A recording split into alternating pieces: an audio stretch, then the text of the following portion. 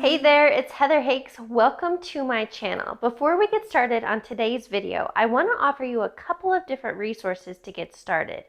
If you're new to this work, visit my website, heatherhakes.com, and take the free life assessment. The point of this assessment is to help you understand where you are in your finances, health, relationships, and more, and help create clarity and a roadmap on where you want to go. Again, that's the free life assessment on my website, heatherhakes.com. If you're ready to deep dive and just get started, I've created a self-study online course all about mindset and manifesting. It's ready for you when you are. And finally, if you want to go even further and deep dive and have quantum leaps in your life, I offer one-on-one coaching. And to see if it's right for you, you can visit heatherhakes.com/coaching and schedule your free discovery call. All right, let's get started and dive into today's video. Welcome to today's interview. I've brought on Tyler Foley. Tyler, welcome. Oh, thank you, Heather. It's a joy and a pleasure to be here. Please give listeners a little background. Where do you live and what do you do? I live in Calgary, Alberta, Canada, and right at the foot of the foothills and the beginning of the Rocky Mountains. And what I do is enjoy that view every day. Professionally, I am a public speaker and author, and I train people on how to be more comfortable public speaking. Well, I'd love to give more background on your different path and the studies, and you've been under Scott Adams and John Demartini, and we both previously talked about Tony Robbins. So you have so many perspective and teachings in your tool belt. I just like you to shine some light on all of that. Sure. I have been very blessed. I was a child actor, started on stage when I was 6 years old, and I had the luxury of getting to travel a lot with that career. And I was introduced to Scott Adams in an airport in one of the bookstores. And I got the Dilbert Future, which first introduced me to the process of affirmations. And I was always fascinated by that.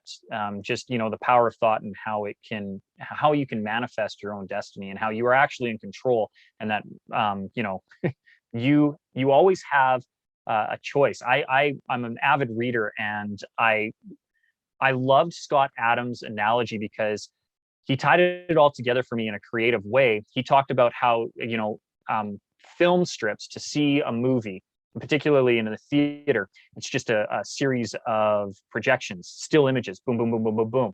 And when they're rapid fire, that's where we get this illusion of motion. And he said, imagine if you could pick the frames in your mind and go through it. And then another friend of mine said it was very similar to a choose your own adventure. And I remember when I was, in the second grade, third grade, getting to choose your own adventures. And I'd always flip to the back to see, what the outcome was that I wanted. And, because sometimes you'd fall off the cliff, sometimes you'd get the treasure. Nobody likes falling off the cliff, but everybody likes getting the treasure. So I'd be like, okay, so I need to get to page 86.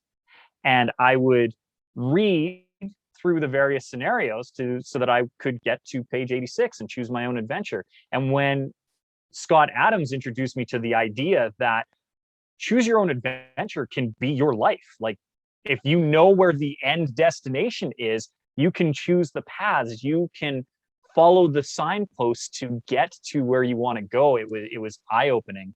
And another mentor of mine, Bob Corbett, introduced me to Dr. John Demartini.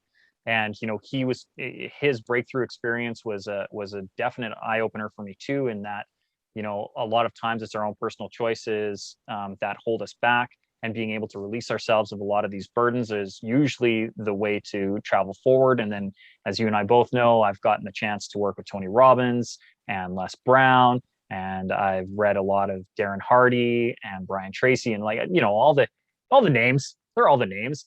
Yeah. But I've been studying this now for 25 years and actively using a lot of these tools that I've picked up from these various giants of the industry, and have found great success doing it. I was a working actor, which most people can't claim to be. When I published my book, I wanted to be a #1 bestseller. It became a #1 bestseller, and I self-published it. in the process of doing that, I kind of had this regret, this ping inside of me of, oh, maybe I should have published with a traditional publisher. And sure enough, at one of my seminars, I got picked up by a publisher who picked up the book. And all of these things were things that I put on vision boards. They're things that I have put in affirmations. They're things that I have visualized and meditated on. And it kind of bugs my wife, actually, because there's a lot of times where I'm like, I'm going to do this thing. And she's like, oh, here we go again. And sure enough, we make it happen. And the beautiful thing is she started to do that herself and has seen great success doing it. And we're showing my 6-year-old daughter how to do it. And that I think is the most important thing that I can impart on her at a very early age, that she is in control of her destiny, that life happens for her, not to her. Yeah. And to be able to give her that gift that young is really the greatest gift that I could give myself. For sure. And this next young generation, I feel like a lot of people, millennials and on, everybody spends time in their 30s and above trying to undo that conditioning we got in the environment we grew up in. And I mean, I was lucky enough, my mom started doing this work. Was I even born yet? I don't know. So I've always had this spiritual teacher in my life teaching me the principles. I've been reading the book since I was very young, and that's how it got me to today. But I think that's important to note, because a lot of people may be newer to this industry or this realm. Affirmations are kind of where you start. But can you please touch on why affirmations, just saying these I am statements, aren't enough? They're not.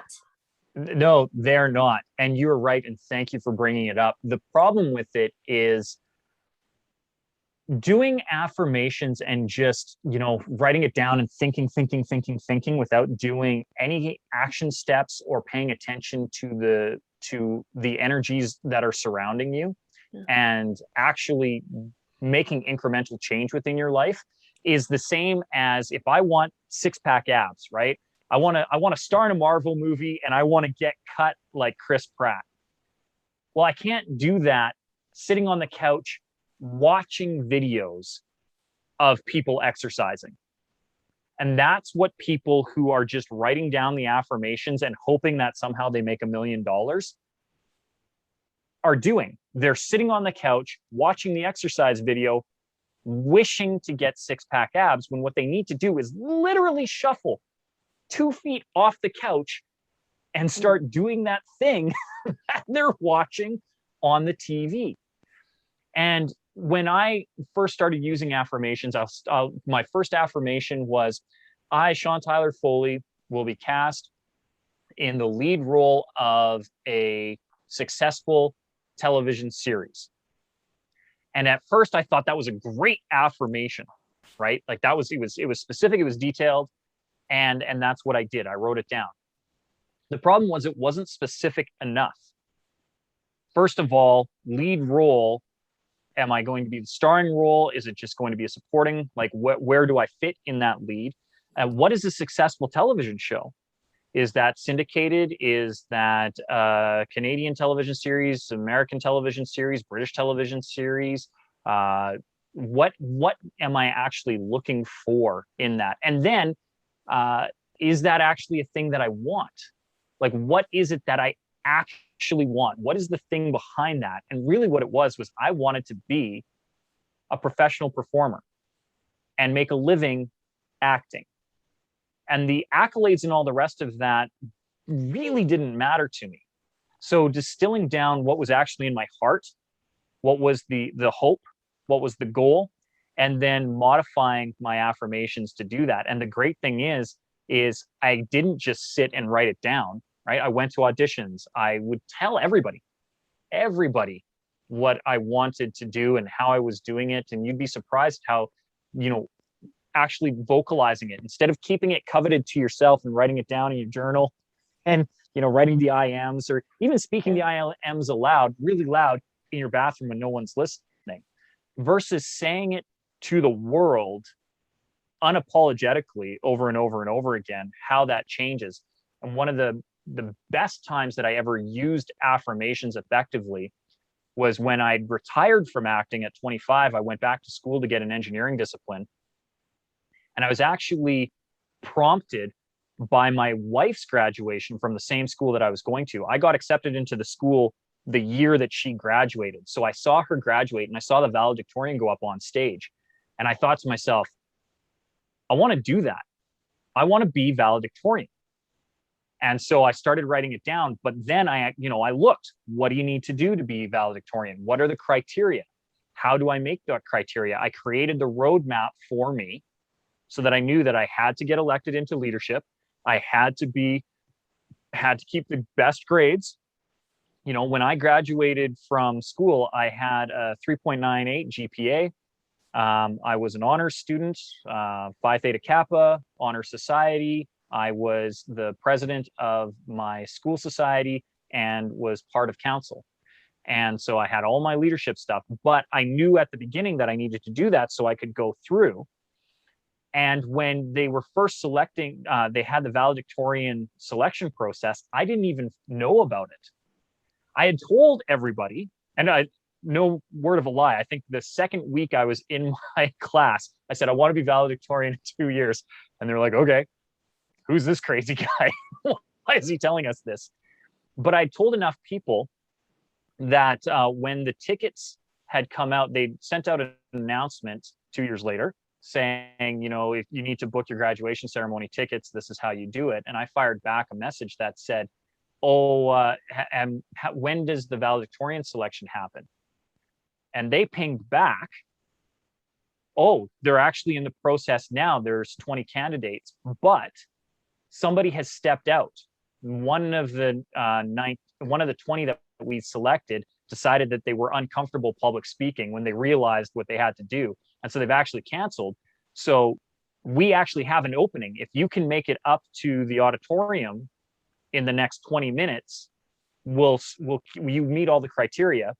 They knew who I was, and they were like, you meet all the criteria. If you come, we'll put you in as the 20th selection. So I wasn't even supposed to be in that valedictorian selection process because they'd made that 2 or 3 weeks prior, and somehow I had missed it. But the universe conspired to have me in the room at the time. Yeah. And the selection panel, there was 6 of them, asked, why do you want to be valedictorian? I said, well, because I saw the valedictorian 2 years ago. I committed to myself at that point that I wanted to do it. And in fact, I've been so obsessed with this that I actually have my valedictorian speech already prepared. And they said, really? I said, yes. They said, give it to us. So I did. I gave them the whole 12-minute speech. And I don't know if it was the pure brassiness of having a prepared speech for a thing that I wasn't even sure that I was going to get, that I didn't even know of, if that's what convinced them, or if it was all the work that I'd put in behind it. But I was prepared. And sure enough, I was a 2010 valedictorian for State Polytechnic. And that was all visualization. That was the power of affirmations, but I did the work with it, right? I created that roadmap and I followed the plan. But I have a question for you, because so that's very masculine energy, strategy, structure, yes, going forward, creating a roadmap. But what about the reverse of that? The feminine, being in flow, being aligned with the energy and drawing, being a magnetic force, drawing an experience to you. As an example, Dr. Joe Dispenza talks about this, and he's like, why would you go on a dating app and swipe looking at body parts? But that is one way to do it, right? Or another way is to have your clear desire, to do the visualizing and everything that he teaches. And literally you raise to this next energy. Everything you could imagine and want is already available. It's already in the field, and your job is to line up with it.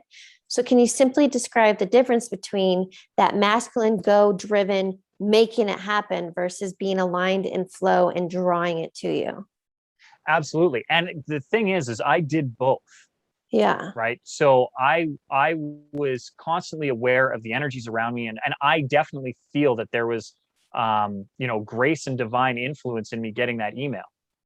That was an energistic thing. And yes, I had my strategies, but you and I both know the best laid plans of mice and men often go awry, and they did. Right. Yeah. Like I had this plan, I told everybody, but I still didn't get the emails just to say, now we're accepting applicants. So I'd missed out on that.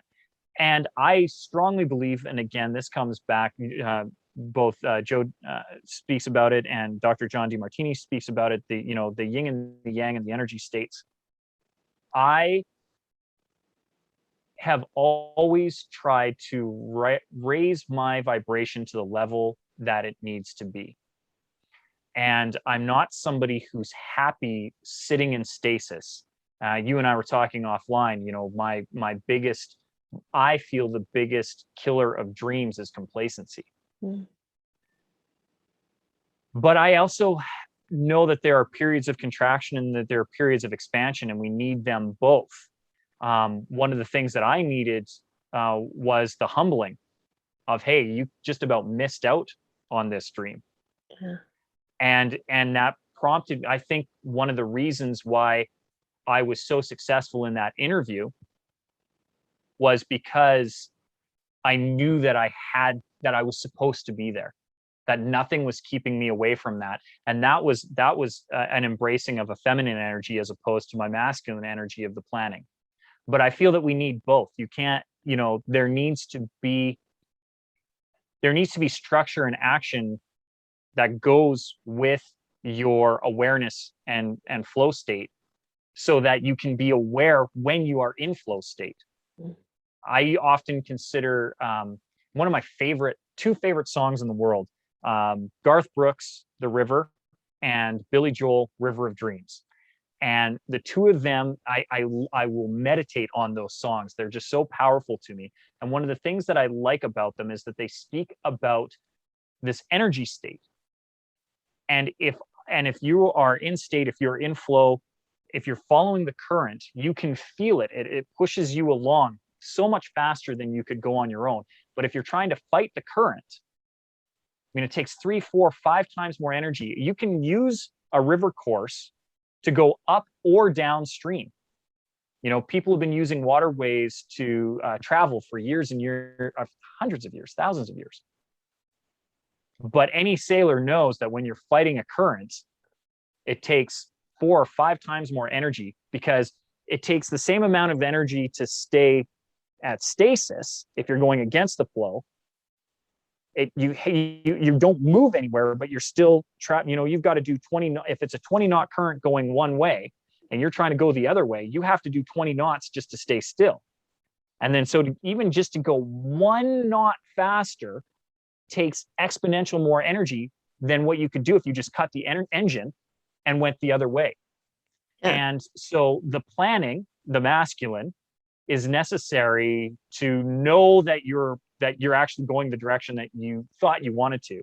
But you need to give yourself up to the universe, to the feminine energies, to realize, were you actually planning the right route? Yeah. Is the destination that you think you want to go in your head where you need to go? Because if I'd have got to where I thought I would be when I was 15 or 16 or 17, I'd be a marine biologist. And it's allowing yourself the permission and the freedom to take the breath in the moment, to step back, close your eyes and trust in faith, and feel where the energy is pushing you. And then open your eyes and say, is this the direction that I'm planning on going? And if it isn't, how do we correct our course? Like, what do I need to do to now make use of this energy, this flow that is pushing me in this direction? Because it's pushing me in this direction for a reason. And if I thought my reason was upstream, now I need to figure out what's downstream, what awaits for me there. And so I think you need to have both the masculine and the feminine. Well, that's something Abraham Hicks always says, is to go downstream. And ultimately, I feel like that's letting go of resistance and maybe surrendering. And a new mantra that I implemented for myself is show me the way. Because if I'm always trying to make something happen and it's not freaking working, I have enough self-awareness to go, hands up, show me the way. Yeah. Yeah. Yeah. No, I agree. And I think a lot of times, and you and I were talking offline too about fear, and it's that fear of the unknown that is so ingrained in us that prevents us from allowing ourselves to do that. But I love that analogy And a lot of times it takes this religious overtone, but I do love it. You know, if you have a child in the womb, right, and a fetus that's just growing, and it's now in its 10th month of gestation, and it's a twin, and the one twin says to the other, you know, what if mother doesn't exist? You know, and it's this weird exploration of God, you know. And if we in utero fought our own birth, where would we end up? And it's that fear of the unknown, because, you know, in a womb like state, you got everything that you need. You're warm, you're loved, you're comforted, and all of your sustenance is provided. You just need to sit there and really grow.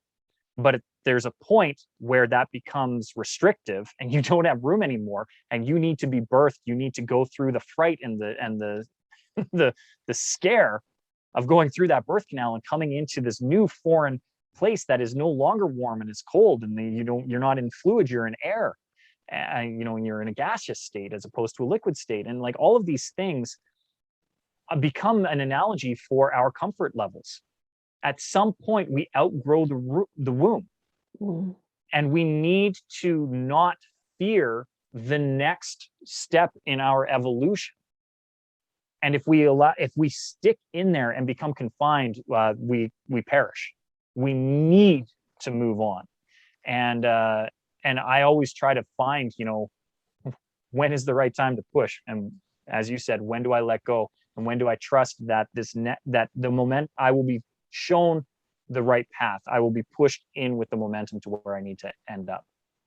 What is a good way for self-soothing when you are fearful? Because I think, as so many have said before, that, you know, the life you want, the experiences you want are on the other side of your comfort zone or fear, right? And so how do you self-soothe to go, is this perceived? Is this real?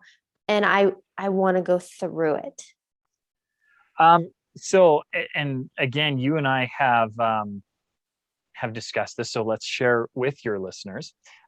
One of the things that I have found that have been highly, highly effective for me, and they're very simple to implement too, are a thing that a gentleman by the name of Shirzad Chamine does called PQ reps. And there are various types to do it. There are tactile ones, there's auditory ones, there's visual ones. And what they do is they are pattern interrupts, right? And Tony Robbins does this really famously when you see him working a crowd, and he does, you know, a lot of times he's going to use an auditory pattern and interrupt, either by raising his voice and yelling, or he'll swear, you know, he'll throw out a curse word really quick, and you're like, what? Oh my goodness, now I'm paying attention. The PQ reps that Shazad does are ways for us to reset momentarily the pattern. And so one of the things that he loves to do, and one of the ones that I do the most, because I can do them while I'm driving, I can do it while I'm on a call working with a client, is I will take my fingers and I will rub them very slowly and try to feel the ridges in between my fingers. And just that slow attention to detail. If you are focused on this, you can't be focused on anything else. And then with that, you control your breath. So I start thinking about my breath work, slow breaths in, slow breaths out. And can I actually feel the ridges on my fingers? And when I get to that point, now all troubles have melted away. Like you can't be calm and fearful at the same time. And this trick, you can't not do it and not be calm, because you become hyper focused on a very tactile and sensory thing. You control your breathing, and now everything. And then I can look at it from the curiosity of a 5-year-old. I call it the Mackenzie principle. I named it after my daughter because she comes to me at 5. She's 6 now, but when she was 3, 4, 5, all she asked me was why. Why? And she didn't stop until her curiosity was satiated. Yeah. And it's that curiosity of a 5-year-old where it's just wonderment. She's not come from a place of fear yet, because fear is learned behaviors and learned patterns. And so she doesn't know any better, and she just wants to know why can't I do that? And it's been great for me, because then I have to reevaluate the world that I'm creating around her with her, and go, is that a thing that you need to actually be afraid of? Like, why do I have this fear? Why do I have this fear for you? Where has it come from me? And so when you do the PQ reps and you can recenter, then you can reevaluate the whatever problem you're at, whatever fear you have, and reevaluate it from the curiosity of a 5-year-old. You use the Mackenzie principle and you just ask why. And that's what I like to do. If it comes to me, oh, you shouldn't do that. Why? Well, because this could be the outcome. Well, why? Well, because this, and then you play the what if game. And then I always like to track the opposite. Again, yin and yang. Okay, well, if this is a potential income, Newton's law says that for every action, there's an equal and opposite reaction. So if I do this is an outcome A is a potential, but so is outcome B. So let's what if this happens, okay, what if this happens? And then I love to explore that tree and just what if. And then I find, same with the choose your own adventures, I what if until I find the scenario that I like. And then do you go back to the visualizing and all those techniques? Absolutely. Yeah. They're all parts of the tools in the toolbox. Visualization is a very powerful way of training your brain to recognize the stimuli that you are hoping for. And when we are expecting a pattern, we are more likely to see the pattern, right? Everybody always talks about the car, right? You buy a new car. I love my Ram, because I'm in Alberta. I'm a Alberta boy. And so I've got a Ram 1500, big pickup truck. I see them everywhere because it's the truck that I like. I love my truck, and when it dies, I'm going to get another one just like it. So I see the new ones and I see what has happened with it. I see Rams everywhere, but I don't notice any other vehicles, really. And it's the same thing with when you're doing the power of visualization.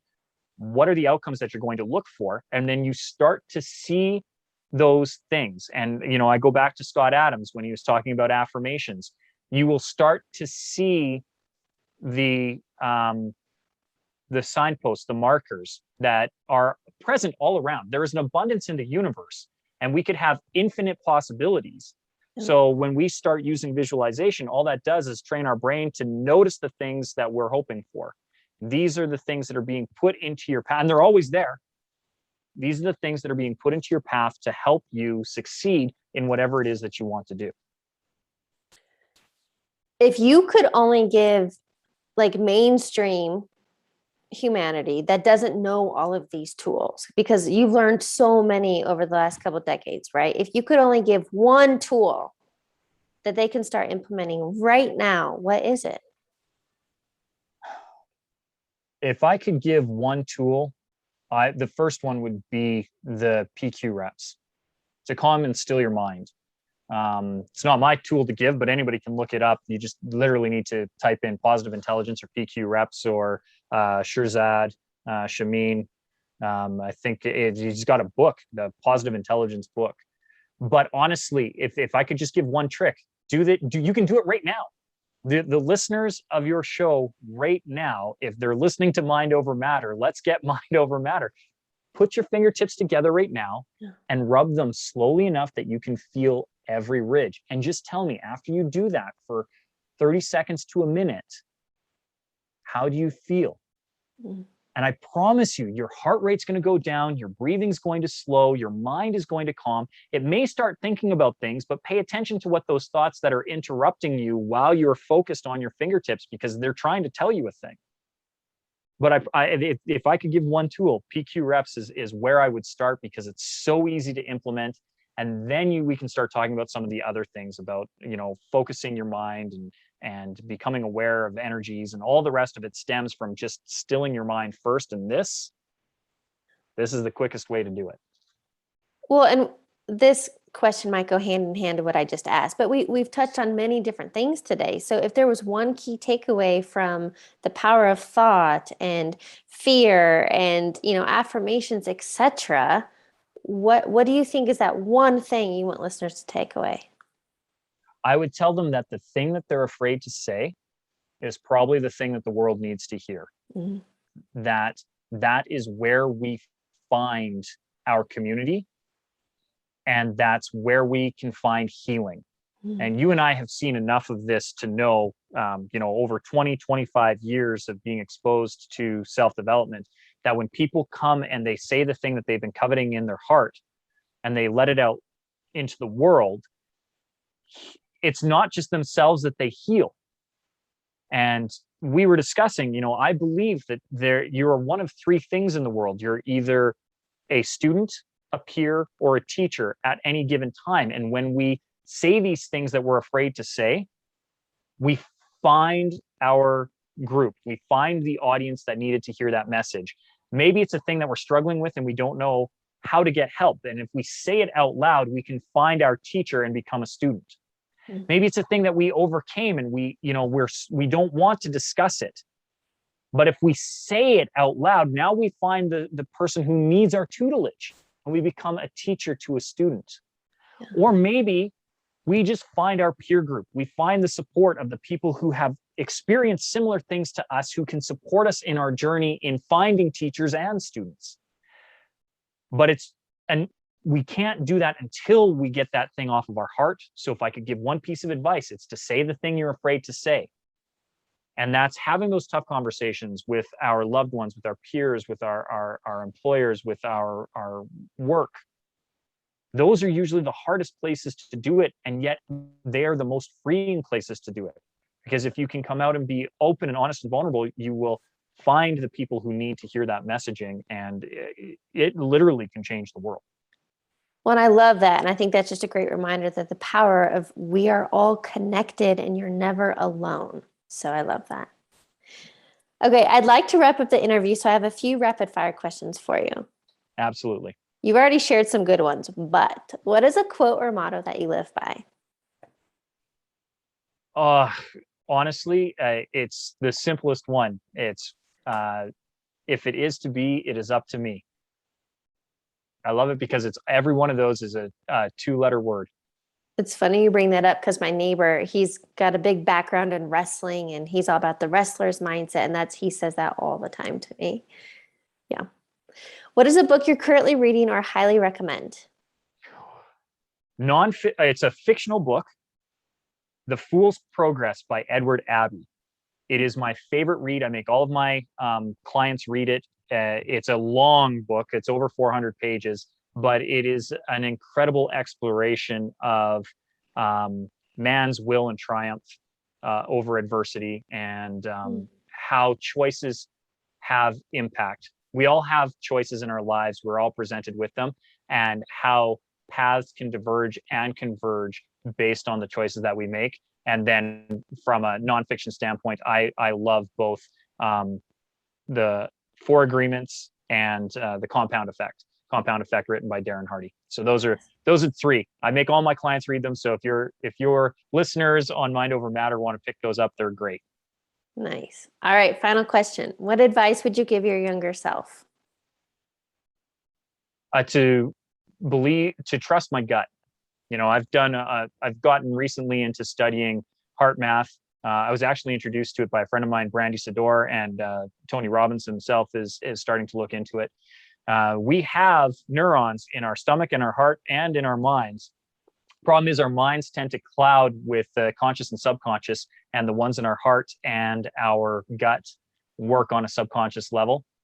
And I would tell my younger self, always trust your gut. The times that things have worked out the best for me is when I trusted my gut. The times that they've worked out the worst for me is the times when I haven't. So I would always trust my intuition, trust my gut, trust that the universe is there to protect me. I love that. And a great note to end on. Tyler, thank you so much for joining me.